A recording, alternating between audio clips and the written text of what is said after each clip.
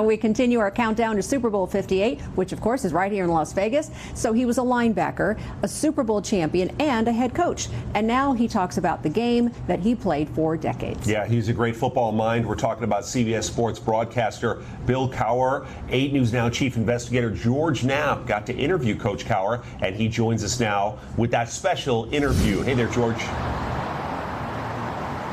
It's a typical Las Vegas news week, right? We had a giant flood come in, a giant rainstorm, an avalanche. We had the president drop by for a visit, a presidential primary, and oh, by the way, kind of a big event that's going to be happening in that big black building behind me on Sunday that has the whole town packed with celebrities. Bill Cowher coached in 2 Super Bowls with the Steelers in his 15 seasons. Phil Simms was the quarterback for 14 years for the New York Giants, also won a Super Bowl. Both are now in the broadcast booth for CBS. I caught up with them and asked about the Super Bowl game itself, finally making it to Las Vegas, and of course talked a little football strategy. I want to talk about the NFL attitudes about Las Vegas changing. I mean, 20 years ago, the idea that we would have a franchise, let alone the Super Bowl here, seemed pretty improbable.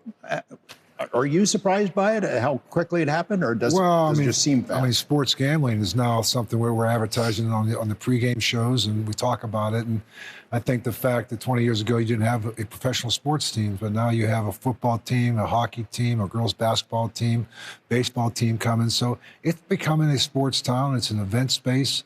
It's a city of multiple entertainment venues. So does it surprise me? No. What surprised me is taking this long. Wow, yeah. I think in the last 5 years, everything just started changing, and the NFL wanted to be part of everything. So, the betting, like Bill just said, a team in Las Vegas. I mean, I thought it maybe would never happen, but just the world's changed in the last 5 years. So, money is an unbelievable thing. Okay, so let's just get to that. That's what it's about. When you played, were there warnings to the players? Hey, stay away from Las Vegas. Don't get hooked up with gamblers.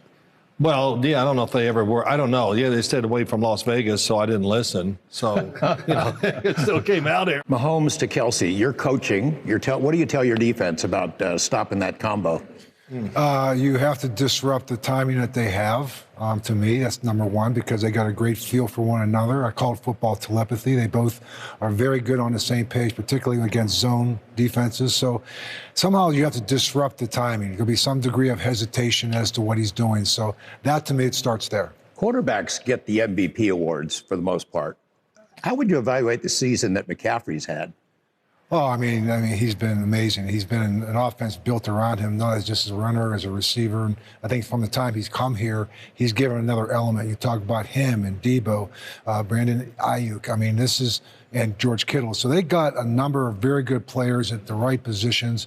They seem to be all somewhat unselfish in what they're doing, offensive line. And Kyle Shanahan does a fantastic job of just putting together a plan and keeping everybody happy. And that, to me, is the most challenging thing when you have all those playmakers, keeping everyone happy, right? Yeah, that is. And I think that's the one thing he preaches. You just can't be selfish. Right. You got to play for each other and go that way. You see that the way that they block for each other. I mean, well, that's the whole thing, yeah. Right? Kyle, man, if you don't block, you won't play. Both Cowher and Simms are very knowledgeable about football, of course, and both very funny guys. Tonight at 5, we'll hear more from them, including the special friendship between the Raiders and the Steelers back there in the 70s and 80s. And then at 6 o'clock, running back and Las Vegas native Steven Jackson will be here live. Denise and Brian, back to you.